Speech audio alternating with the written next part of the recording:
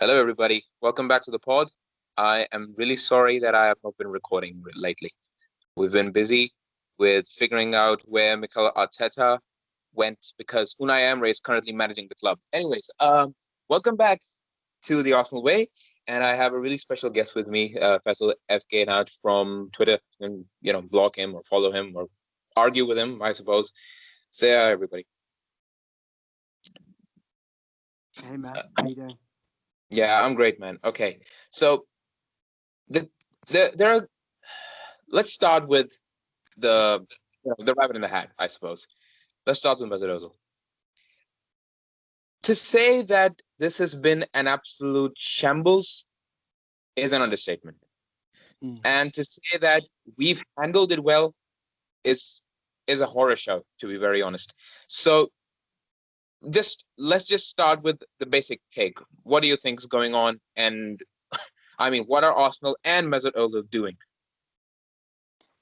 That's a big question, man. I love the way you say, let's start with the basic take. I think there's a number of ways of looking at it, right? So let's look at the player himself. So Mesut Ozil, for me, and I know a lot of people don't like him, a lot of people have fallen out of love with him. For me, he is still a fantastic player with supreme talent and somebody who is very different to most players we have in the squad. Um, I don't think he's as good as he was when he first arrived. I don't think that's deniable. I think he still is in the top two, three creators of chances in the team, and he had far, fewer games last season than Pepe, who created most chances in the team. Mhm. And I think as a player, I would have loved to have seen him registered in the squad. I would have loved to have seen him play in the first team, and I would have loved to have seen him at worst on the bench. Um, in terms of the club, obviously something has happened, bro, because if you look at the way that Ozil played pre-lockdown under Arteta, forget his performances for a second, but the fact that he was in every team and he went into lockdown, and for whatever reason, since that period, he's never made an appearance, not only in the team, but the entire squad. And so for me, that indicates that there has to have been something that went down. Now, a lot of people have a lot of conspiracy theories. People talk about China. People talk about the pay cut. People talk about, maybe his links with, Erdogan from Yeah. Turkey. I hope I pronounced his name right. I'm sorry for any Turkish listeners. People talk about, his personal life. He got married, he had a baby, and maybe he's not been focused at training. In reality, nobody really knows. And obviously, we really enjoy as fans putting two and two together. Sometimes we come out with four, sometimes we come out with 57. That's just the way football is. That's the way the game works. But I think it is obvious to me that it's not just down to football, because you can't just be in every team and starting every game to completely out of the squad. For me, it's ridiculous. And when you look at the game, and in particular tonight, you see that we're so void of creativity. We're so void of someone being able to connect the dots in that final third, for someone to be able to break the lines and spot that sort of pre-assist or assist. It makes it further frustrating that we don't even have him as an option. So that's my stance. My stance is that I wish he was still part of the squad. From a club perspective, something obviously has happened, which they are keeping very close to their chest. I know he released a statement, and he obviously left that final line to say, "I'm going to continue to fight inhumanity" and all this type of stuff. Um, Maybe that was a deliberate PR ploy, but it certainly worked, and it left me thinking, "Shit, this is deeper than football." I think Arteta was right to talk about it in the conference yesterday, and it was a brilliant press conference. He's batted this really well. I do think Arteta's maybe covering for the board or for the club, and he just wants to keep it to football. I understand that. So it's a really, really delicate but frustrating position. And ultimately, and I'll close on this, ultimately, if the team continue to win games, and bear in mind, after lockdown, we came back, we went to Wembley, we won our first trophy under Mikel, started this season. We've not done too badly despite defeats at Anfield and at City, but actually, we're picking up wins. We're not fluid yet, but we're doing okay from a results perspective. Ultimately, in the next 6 months, if we continue to lack ideas in that final third and really struggle to create chances and ultimately score goals. And you've got someone who is so talented out of the squad, tweeting whilst we're playing football. I just think there's no winners there. And it's going to cost the club. It's bad for the player. I'm sure he doesn't want that. It's bad for the fans because all we talk about is Ozil. And even tonight, you were watching the game. You've got one eye on Twitter, one eye on the game. Everyone's talking about Ozil's live tweeting, and that's not healthy. So, there's a number of things that I think are wrong with the situation, and my personal preference would have been that he would have been included. What do you think? Well, see, some people go to one side. They say that it's either the China situation or it's the pay cut. I think it's a bit of both. And I think there are other factors involved as well. Arteta is not the kind of coach that would, let players get away with frail attitudes. And Mesut Ozil was sort of lauded as Arsene Wenger's pet project, if you will. He loved the guy. And he under Arsene, he used to, get games off. He used to say that he was injured, but obviously that was a lie. He used to say that he was sick, which was, of course, at times a lie. And he used to get these favors at that time, FK, because he was our best player. He was the center point of the entire team. He was our star player. Even with Alexis Sanchez inside, he was someone that had this following, this strong following everywhere he went. And with the decline of his performances and the level that he has reached with us, he has been world class out of 6 out of his 8 seasons at least. So when that level of performance dropped, so did the leeway that Mesut had at the club. They would not accept his tantrums. They would not accept him not coming to train. They would not accept him being a teacher's pet, if you will, because Mikel is not someone that has pets. He makes everybody his bitch, from what I've seen. When someone is like that, when someone is such an authoritarian as Mikel Arteta is, which is a really big surprise to me, you need players that are committed. And when Arteta came in, he mentioned something about non-negotiables. I think that non-negotiable stance extends beyond just football. It extends to the unity of the squad. And when Mikel got together and told everybody that they should take a pay cut for those redundancies, which, depending on how you view it, I view it as I'm smack dab in the middle of it, because I feel that those 55 redundancies were going to be made anyway, and their pay cut saved a lot of jobs that would have been cut off had they not been made. So Ozil is right and he's wrong. So I think Mikel took an issue with that, and he said, well, you're not in the team. You're not with us. You're not in this group that I'm trying to form. And that, combined with his performances, combined with the China part, combined with the fact that the club has been trying to fuck him off for the past 2 years, it led to this. A PR disaster from both Ozil and Arsenal on trying to salvage this situation. We've tried to move the guy on multiple summers. On every occasion, we've tried that. We tried to loan him and he wouldn't go.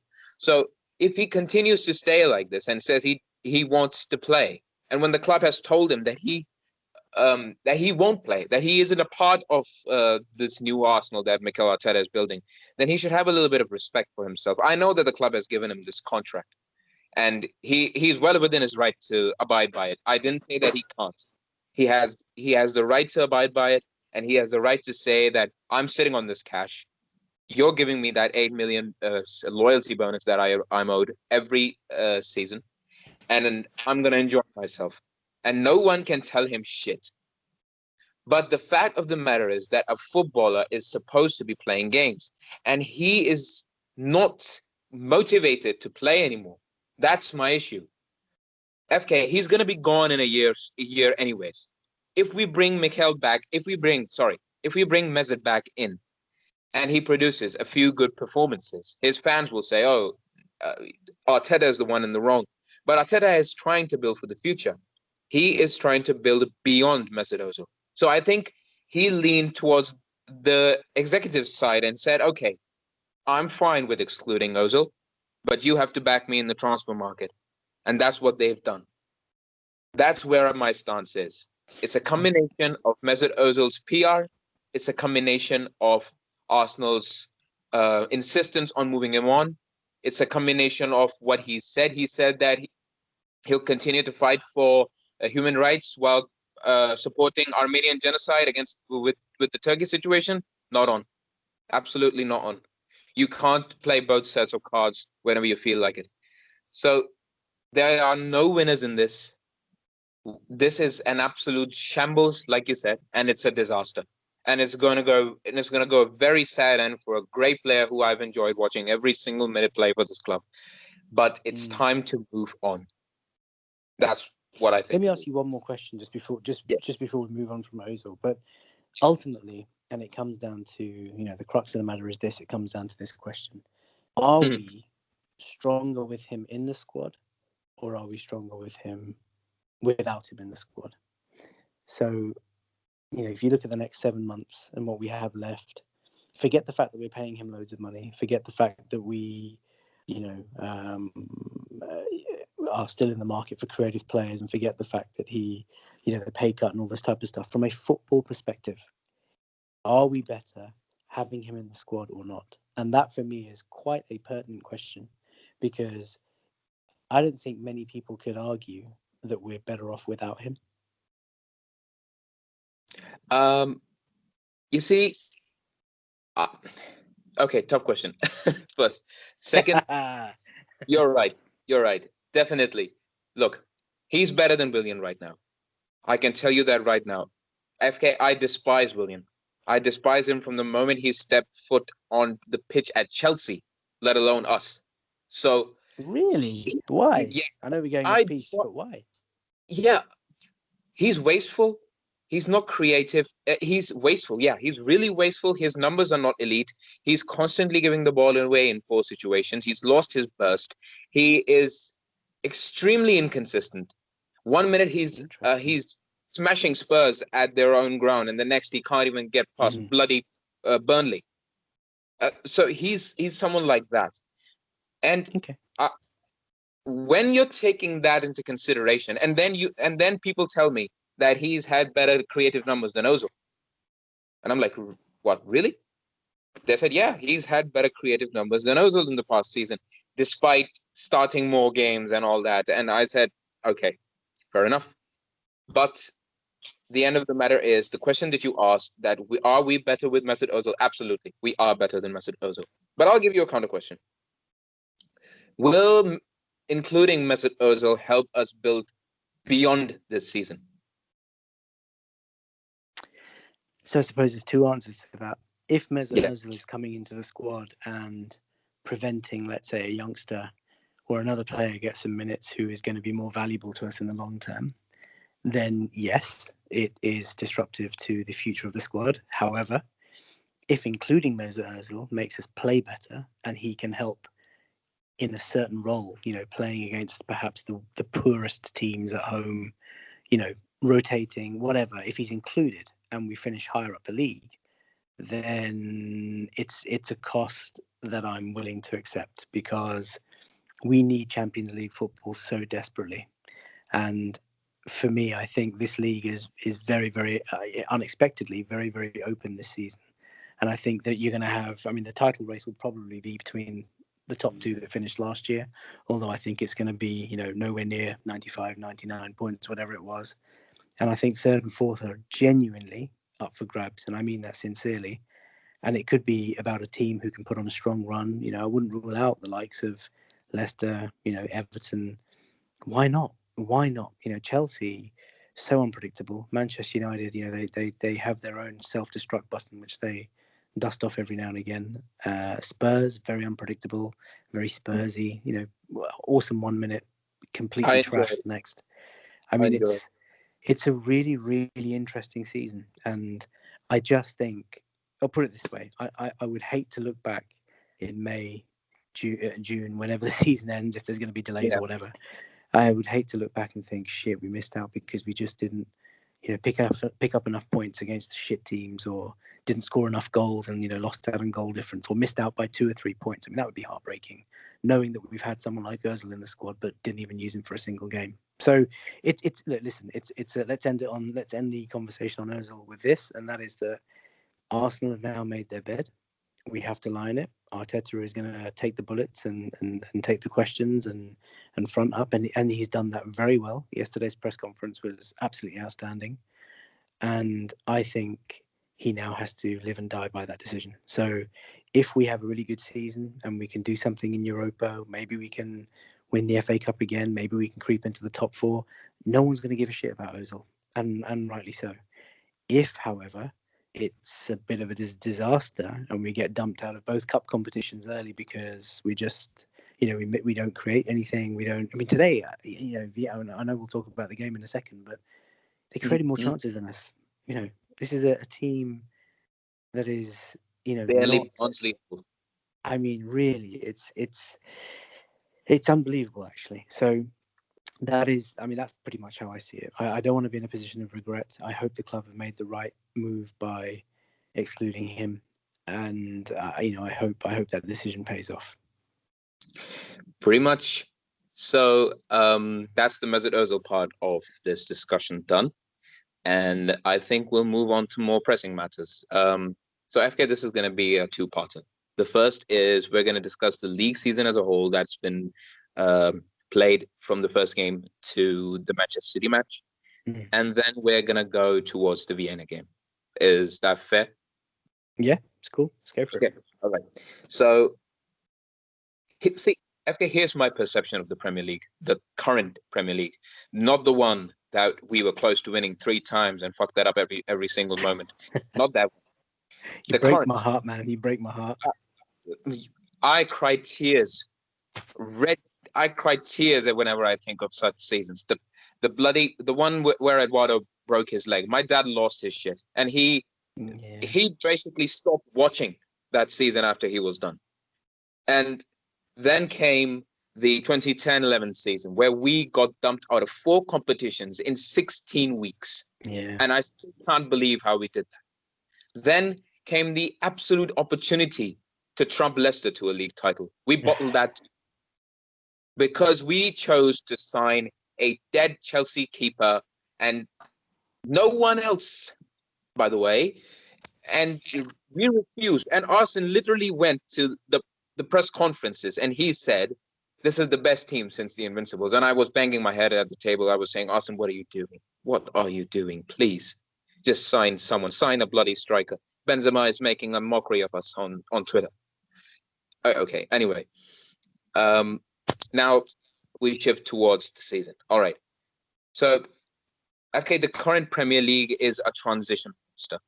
There are athletes that run consistently over 90 plus minutes from one end of the pitch to the next, and we have not been able to cope.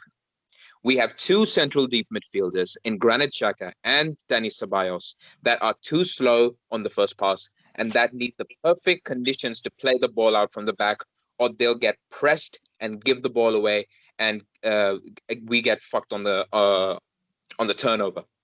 We have Aubameyang playing out wide, who is like a wall pass or on the left wing.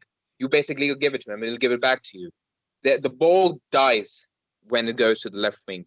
We completely underutilized Pepe's right side because we don't have athletes that will carry the ball towards the final third. So, keeping all those things in mind, how do you think we've handled the season? There's a lot of things there. I mean, I think let's start with the squad going into the season. So, obviously we had the transfer deadline day. Yeah. I think everybody agreed at the start of the season, before we'd even started playing football, that we needed to do something about our defence, right? So Gabriel coming in was an astonishing piece of business given the performances he's had so far.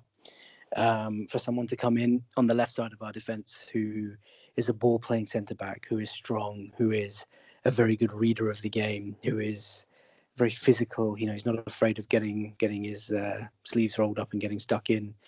He's adapted to the Premier League and to England, it seems, very, very fast. And you have to probably have a lot of thanks to David Luiz, who's probably been quite instrumental in helping him settle. So he looks the business, and he looks like he's going to be the long-term answer for us. Really surprised about William Saliba's omission. I thought, the hype that came with his signing, I thought he was going to be, I wouldn't say a regular starter, because it's very difficult for young centre-backs to just go straight into a Premier League team. We've seen that with many defenders over the years. But, I would have expected him to be sort of on the bench, maybe have made a couple of substitute appearances by now. So I'm a bit surprised by that. And there must be, more scientific reasons as to why he's not getting into the squad and why he's been left out of the Europa team, for example. You look at midfield, and I think you're right. Xhaka and Ceballos, as good as they are individually, as well as they played last year, and at certain moments, they are very sort of, heavy-footed. Sometimes they play like, it looks as if they're playing in sand, they just can't get their feet on the ball, into the ball quick enough. And we don't help ourselves because we didn't have defenders. We didn't have ball-playing defenders that could override them. Everything we did would have to build through those two, which meant that we attracted a lot of pressure on them, which meant that they were always going to be pressed into making mistakes, which meant that any mistake they actually did make would come across as much worse than it probably was. So I think having people like Gabriel at the back now, we don't have to rely so much on those two. And then the key thing was the addition of Partey, right? I mean, we talked about this before we signed him. You saw him. You're a big fan of Partey. You've watched him in so many more games than I have. Huge fan. FK, he is not a DM. The guy is a complete midfielder that influences both parts of the game from defense to attack. Today was his first game, and I'll come on to that. My hype train is just starting, by the way. But the point there is crazy in about 10 minutes. But so the point there is that he's not going to be used as a deep six or a DM, right? He's going to be used as a central midfielder.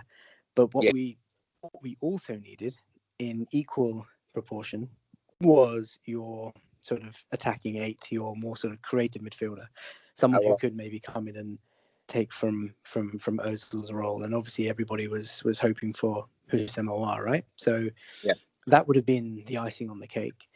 And then forward-wise, I think, limited funds. I know you've talked about Willian already, so let's not repeat that. But he, on a free transfer, probably as good as we were going to get. We're quite lucky that Martinelli's going to come back in, hopefully, a few weeks' time. A bit surprised that Reece Nelson hasn't been given really any scraps to feed on. He was given a minute tonight, which is a bit embarrassing for the boy, I just wonder if maybe we should have loaned him out for the whole season. But going back to your question, in terms of a window, that's not bad. It's not perfect, but it's a decent window. To address Thomas Partey is a massive signing for us. To address our defensive situation by adding Gabriel, massive signing for us.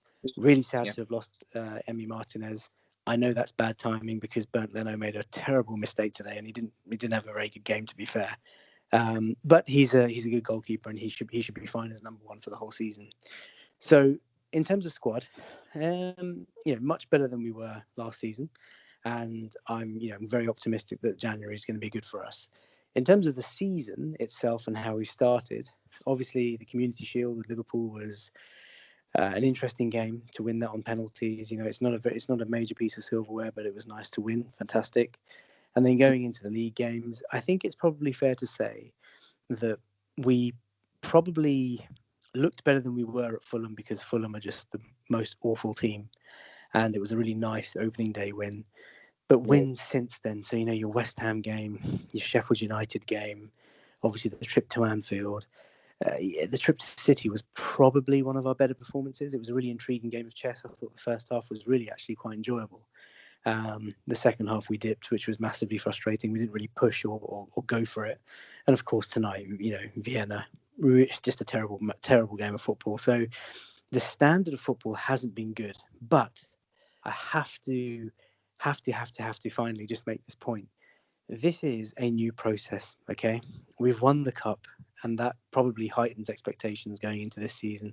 Mikel Arteta, he comes with hype, being this intelligent man. Guardiola's number two, all this type of stuff. Obviously, everyone, again, expectations are big.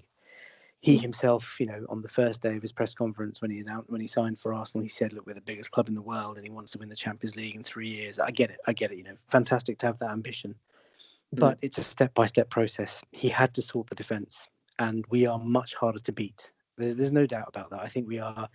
I think you could see that towards the end of last season. We have a game plan. We have flexibility. We have versatile players. We have well-drilled instructions. We have, good spacing between the players, good structure. We're not conceding 30 shots a game like we were under Emery towards the end.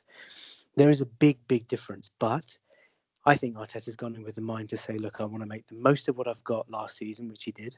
But this season, let's do it in building blocks. Let's sort the defence first. We now have the central midfield monster that we all want.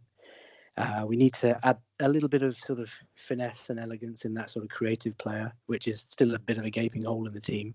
And then hopefully the offensive side of our game will develop and become more fluid. So I'm not too concerned. And I think as long as we pick up the results whilst the team is in this transition phase, whilst the players are coming back from injury, whilst we kind of deal with all these stupid international breaks and fixture juggling between Europa League games, if we can keep going to Christmas and so far, bro, we've already been to Liverpool, already been to City.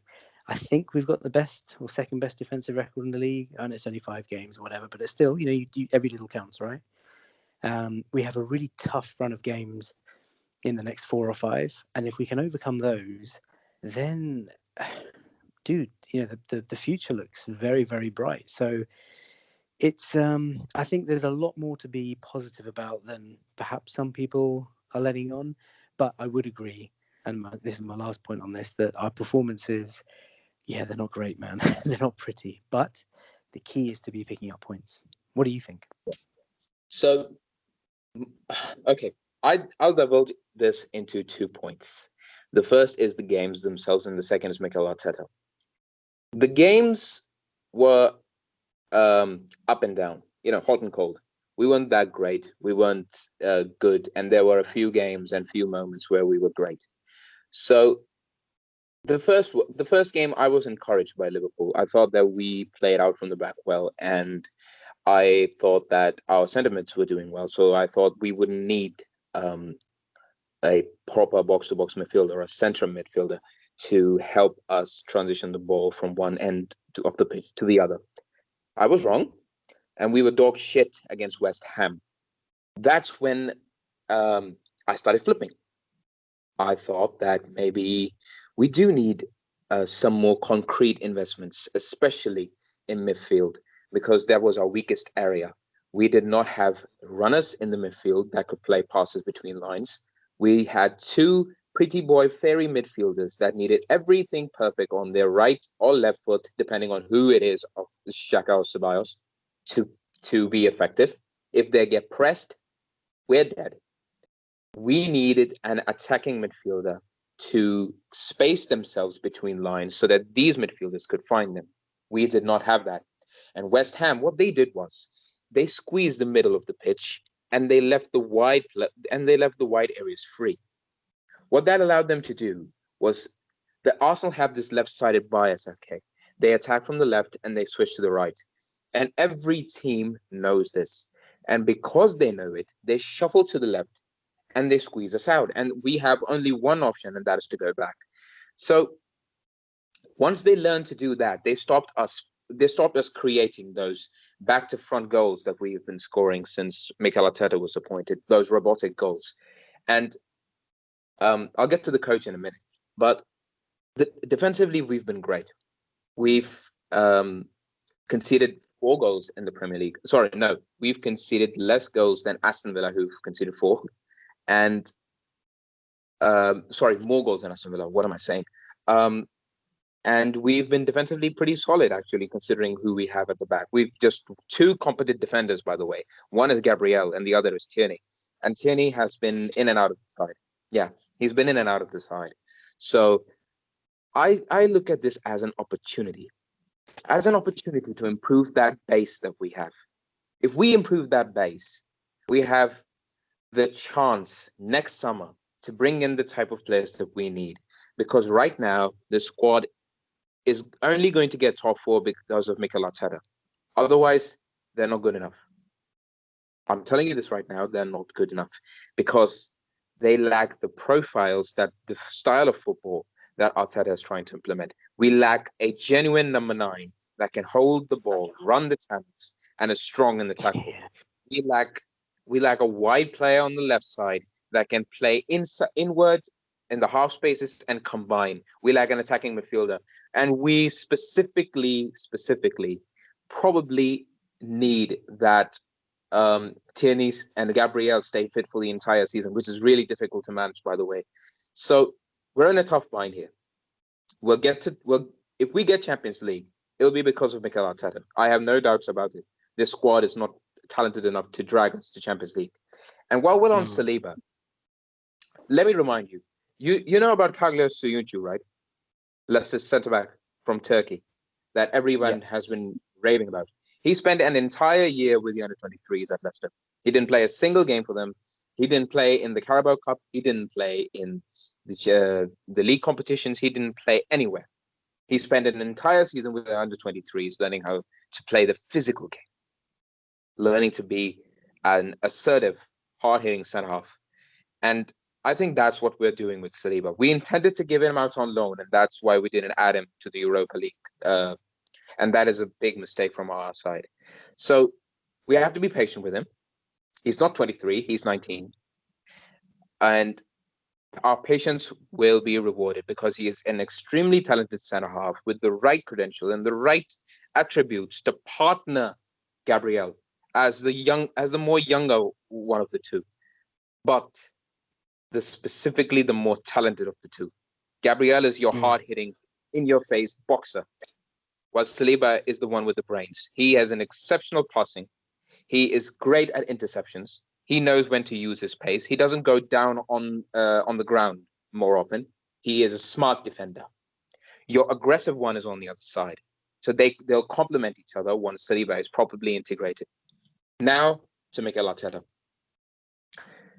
FK, we've struggled for years under Arsene Wenger because we chose to prioritize our attack over our defense. There was a running gag that we've brought more 10s than lads at bars every season. So it's puzzling for me as a fan to see that why we're not building from the back to front, where we are now.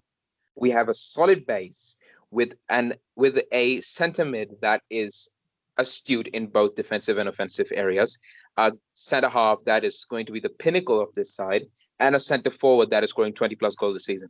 We have the base. Now we have to build around them, and that will come in steps.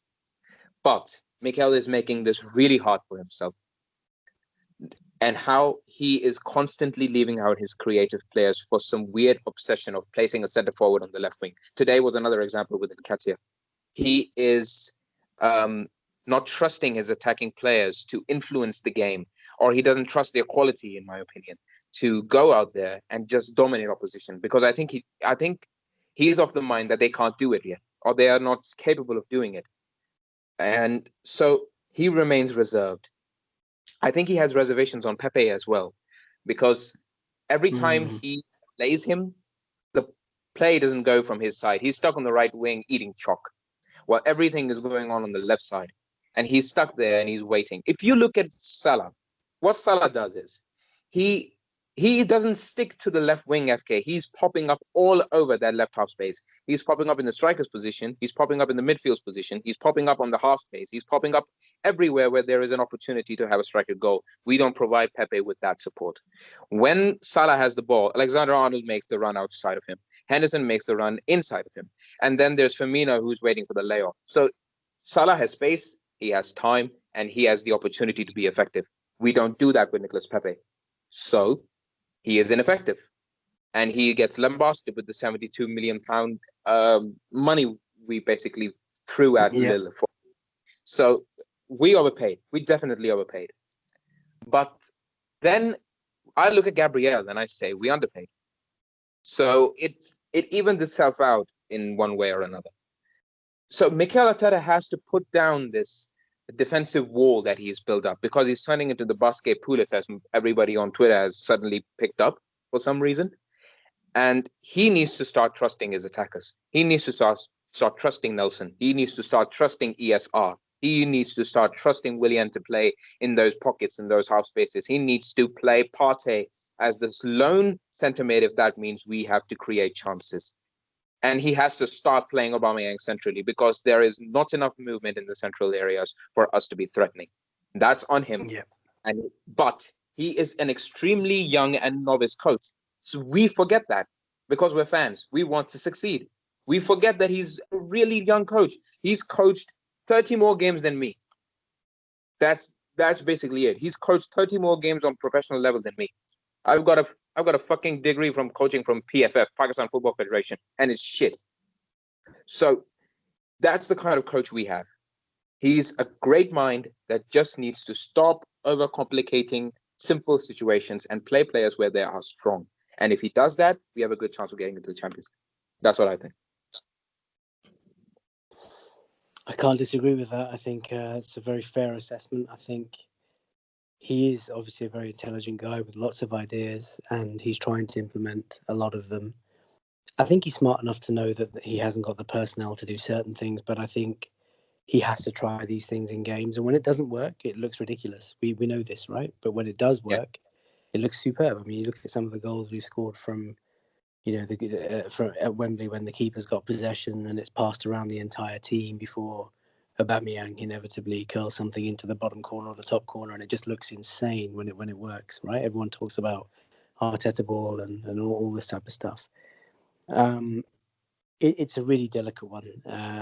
I think you're right. I think our attacking is limited to predominantly down that left-hand side just because we have better options. I want to see Aubameyang through the middle because, at Anfield when Lacazette played and at City when he played Willian at false nine, I mean, my heart sank. I just thought, dude, what are you doing? You're going to get one or two chances at these places, and to not have your killer talisman up front is a grave mistake. And, I even now I'm just having flashbacks of Lacazette's one-on-one versus Alisson twice at Anfield.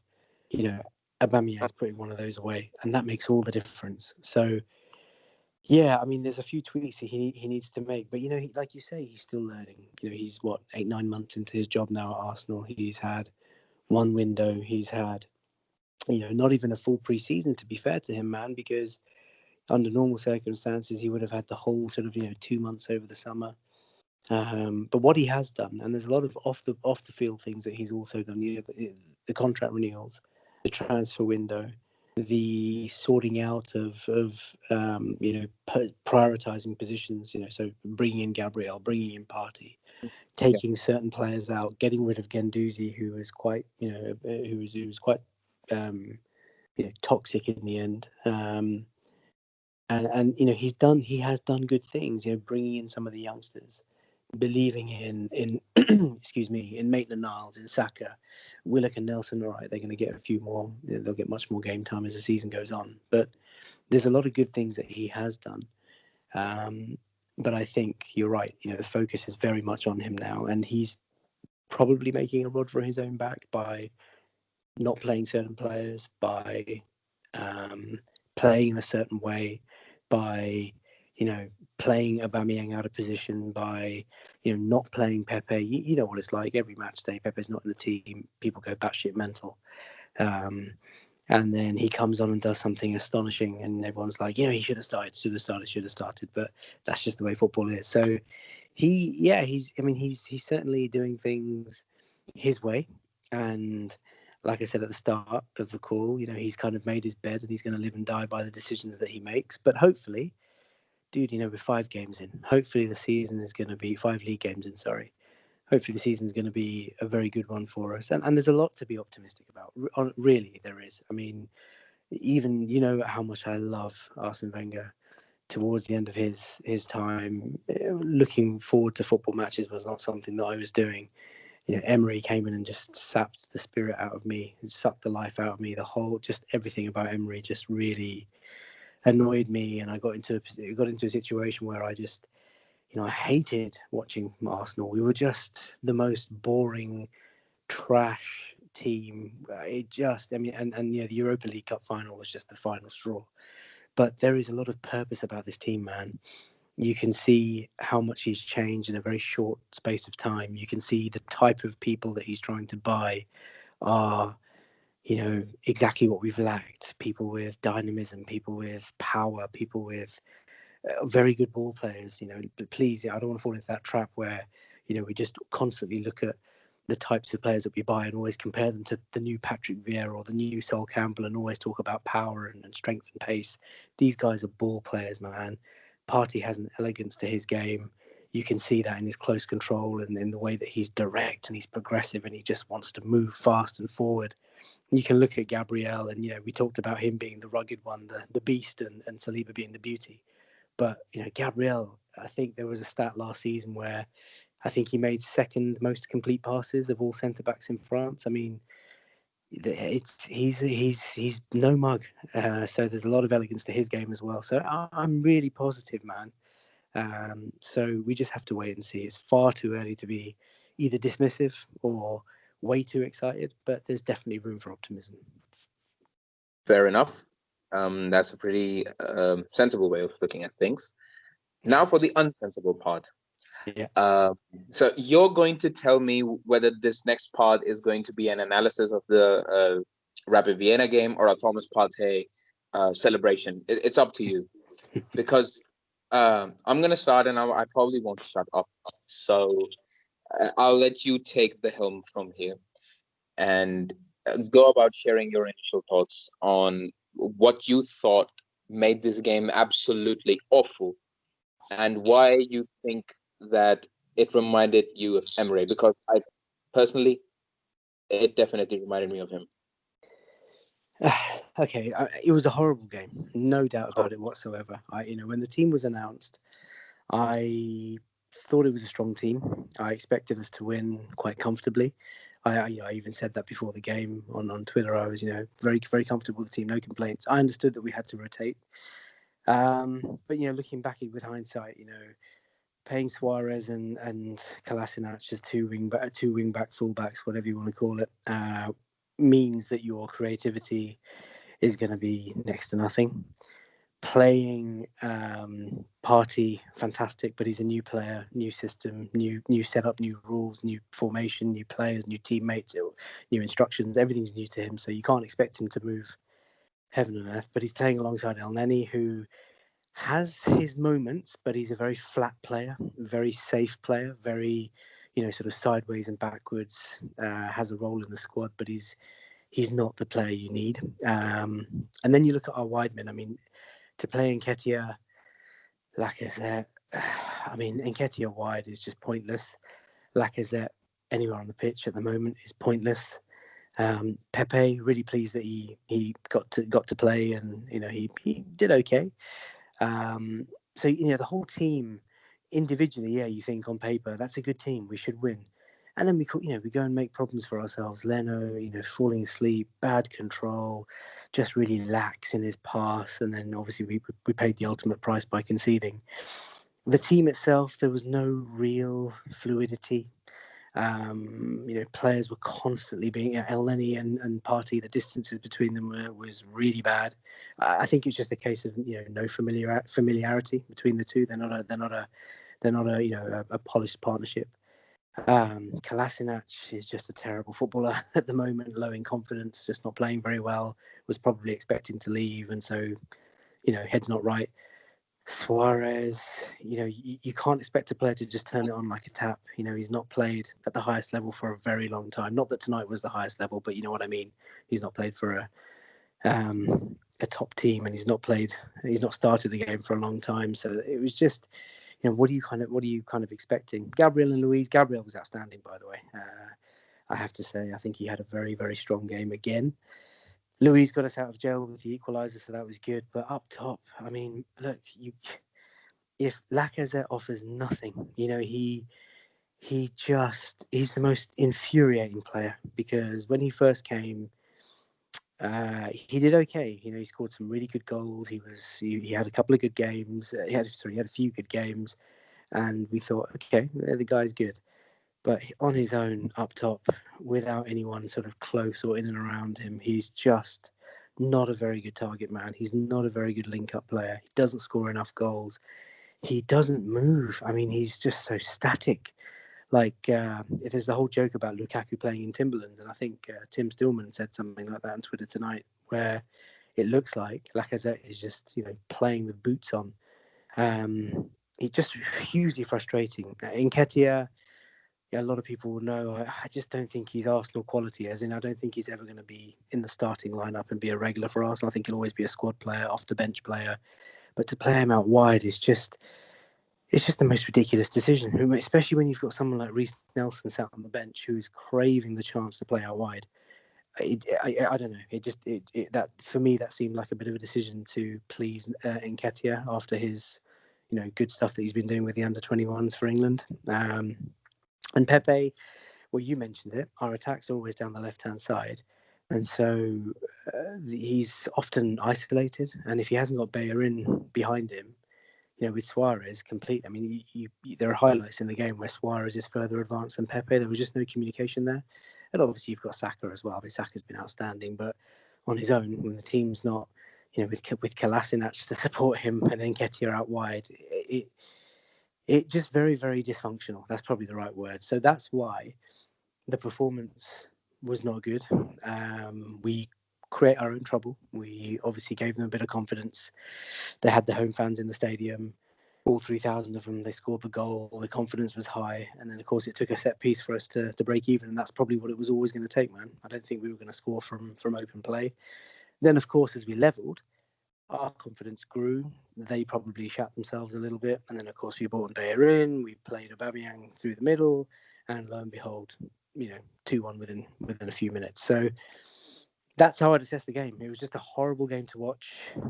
Absolutely nowhere near where we need to be. But I think there were a lot of unfamiliar combinations on that pitch tonight. I think only one or two players can really come home with their heads held high and us thinking, yep, had a great game. And Partey obviously had a strong game. I don't think he was outstanding, but I think he was good. I think Gabriel was good. And that's pretty much a lot. I think the big test now is get the boys back. Hopefully we've not taken any knocks tonight. Get them back into training. And Sunday is a massive game, man, already. Leicester at home, big game. What do you think? So here's the thing. I was really disgruntled by the entire match overall, and I thought that it was a bit of a mess. So I looked over the entire match and I felt that, okay, yeah, it wasn't working. So I sat down and I watched Mikel Arteta's press conference. And in his press conference, he mentioned that Thomas Partey was holding the entire midfield alone in the second half to help us push on. And that got me in the mood. I literally flipped. And I said, okay, maybe the game's not so bad. You see, we're all victims of our biases, and I am not afraid to say that Thomas Partey is a bit of a bias of mine, because I've been clamoring for him to be at the club for over 2 years now, since I saw him against Osasuna when he wore number 22 and he scored from outside the box, because he was a box-to-box midfielder at that time. He was really raw. He was physically dominant. He was aggressive. He was raw in the sense that he did not know where to make the runs and where to be effective in the final third. But see, FK, you're right. Thomas Partey wasn't anything exciting. He wasn't anything brilliant. He wasn't anything to, talk about. But that's the whole point of a centre mid. If your central midfielder is someone that is not the talk of the town, and that is just sitting there and doing his job, whether that's defensive or offensive, you've got a good buy. And you're right, the game was a pile of shit. And I really wish I slept through that. I really, really do. But I looked at it again, and I saw possibilities with Thomas Partey. Why? Because we finally have a midfielder that can break lines with dribbling. We finally have a midfielder who's not afraid to make the line-breaking pass to open up spaces. We finally have a midfielder that can cover wide areas well. We finally have a midfielder that can cover his centre backs well and go on transitions on the other side. We're covering both bases with one guy that cost 50 million quid from Atletico Madrid, and he is absolutely a world-class signing by the club. He may not have been well known. He's the least well-known world-class player I've seen, Thomas Partey. Because you see, I looked at this game as a platform for him to build. And if he doesn't start at Leicester, I'm gonna be disappointed. Because on the basis of this game, he deserves to start because he's providing us qualities that we do not have. We don't have anyone that can do what he can. No one. And if you say Willock, I swear I will throw this phone away. So we're stuck in a dilemma here of Leicester, right? That's enough Partey talk. I think I've gushed over the guy enough. So let's talk Lacazette for a second. I agree with the fact that I think we definitely overpaid for Pepe. I think we overpaid for Lacazette as well. We overpaid by around 20 million for his value. And he has not been even near the player that we all thought he was, because I was a big fan of his. And when he came in, I realized, okay, this guy can score goals. He's creating chances. He's settling up being the focal point of the attack. And then I saw Arsene take him off in the 60th minute, and I was like, oh God, I think he's not physically there. And 3 years later, it's still the same. He isn't physically there. To be a centre forward in the Premier League, FK, you have to be aggressive in the channels. You have to be at your absolute best in the wide areas. And you have to be mobile, man. You have to be mobile, and he doesn't have it. He doesn't have it. He's a liability to our front three. He can't attack space. He is really, really subjective. He can't move in aggressively in those areas, and that makes it really difficult to place him in the team, specifically in a team that is built on counters. Right now, we're not a position-based side because we're not creating chances. So you need someone like Raul Jimenez here. You know, you need someone like him who can dominate duels, who runs channels, who's aggressive, and who scores goals out of everywhere. That's what you need.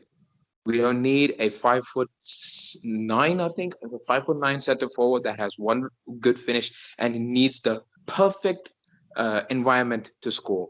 He needs the absolute perfect chance to score. Otherwise, he won't. He can't take snapshots. And that's a real big worry. And because of this, Pepe gets influenced as well. He is not being supported by him. He is not, Lacazette is not supporting either wing right now. And he's playing like another 23 player, to be honest. And it's really hurting the side. So, look, a last point of discussion on the Vienna game, right? We've talked about Raul Sanllehi for months now. He's gone. He's left the club, but he left the club with Cedric Suarez and Pablo Mari. Do you think that was a ploy to get more money for himself, or was it something different? Because right now, I'm on the fence on that one.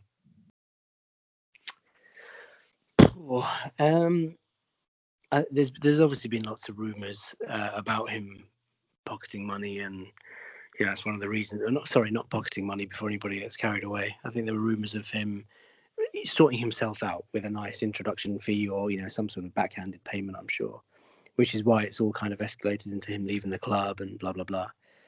I think on Suarez, it's obviously a very, very, very questionable deal. A 29-year-old who was out of form, out of favour, had an injury at Southampton.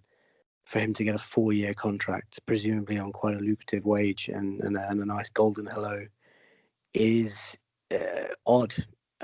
Particularly when you have Bellerin, who's going to be your first choice right back for a long time, plus Maitland-Niles. The only way I can justify the idea of going after Suarez was that I think the club perhaps considered the idea of selling Bellerin, and maybe they were thinking that this summer he was finally going to go to help us raise some funds for what we really needed.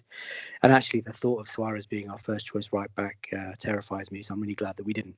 On Marie, I think again it's far too early to say. I saw him play one game for Arsenal against Portsmouth, and I think it was a cup game. And from memory, I remember sort of saying that he looks a very, very good defender, left-sided, which is what we needed. Physically strong, comfortable on the ball, gave us good balance. But it was one game, and you can't get carried away. Tim Vickery, BBC's Brazilian football correspondent, rates him very highly, and he's a guy who knows him and the style of football he plays much better than I do, much better than I could ever imagine. Knowing Pablo Mari. So I think the jury's out on Pablo, and it's unfortunate that he got his injury. Maybe actually fortunate for us because that possibly spurred us into getting Gabriel, and maybe if Mari was fit, we wouldn't have got him. So it's all swings and roundabouts, right? So we have to accept that we're lucky that we got Gabriel in the end. The problem now that Arteta's got is that if Pablo Mari returns to fitness, he's not going to get a game because Gabriel is that good. Gabriel needs Luis in that back three as a sort of communicator, as a leader, as an orchestrator. And you would think that if Mustafi can return, then great. If not, if Saliba has the confidence and is thrown in, then you would think that for this season it's going to be Gabriel, Luis, and Saliba. That would be, that's probably the ideal. And then of course next season maybe just Gabriel and Saliba as the back two. So. Yeah, to answer your question, man, I don't know. I don't know if they were brought in specifically just so that Sanllehi could benefit from introduction fees or cuts of the deal, but it certainly does. It makes you question the right back signing. But Pablo Mari, I mean, it's just a signing. We took a hunch. I think the most surprising thing about Pablo Mari's signing is that we signed him. We decided to pay for him after he got his injury for 4 months or 5 months. That I thought was a bit peculiar. So yeah, let's just hope that we end up using them both and they end up playing well for us. Let's hope the season itself is a positive. Let's hope that we're not crying by the end and we don't have another Baku on our hand, because I could not handle another European title final humiliation. Could you imagine North London derby final? No, I am not imagining anything. No, stop that. I am not imagining that. That is possibly scenario 0. That is when I off myself. So, not even close to imagining that. Mourinho can fuck it. I still remember you watching him at the club, by the way. So yeah. Hey, listen, I'm not ashamed. I'm not ashamed of that at all. I think looking back, obviously now I'm much happier that we didn't get him and we got Arteta. But at the time, there was no talk of Emery going, and Mourinho is the only manager available in the market, and I was that desperate. I would still, to this day, if we had Emery in charge now, I would still want Mourinho over Emery all day long, 7 days a week, 52 weeks of the year, man. And anybody who says that they would have wanted to have kept Emery over and above that is just kidding themselves, because Emery killed this football club, man. He killed everything.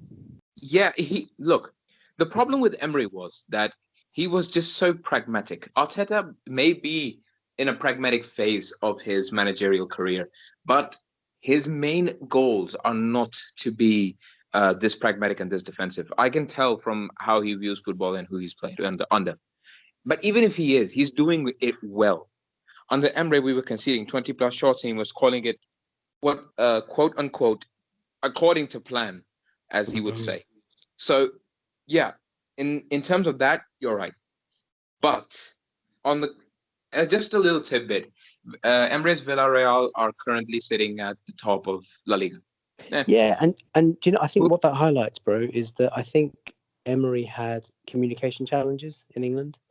I think he probably didn't command certain members of the dressing room, and I think in England's a very fast-paced and very unforgiving league, whereas he's probably better suited at a smaller club in Spain, being the underdog, where the expectations, they weren't expecting to be top of the league now. I know they're only 4 or 5 games in, but they're probably not expecting to be there at the end of the season. So that kind of suits him. Whereas I think, he came in to take over from our father, from Arsene Wenger.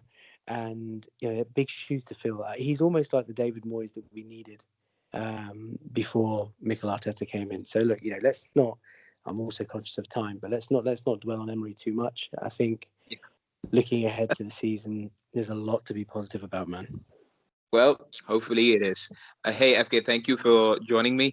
I hope you enjoyed. I've really enjoyed that. I hope anybody who's listening has enjoyed that as well. I mean, I know we just wanted to have a chat for 15, 20 minutes, but it's once you get going, you can't stop. So thank you for having me.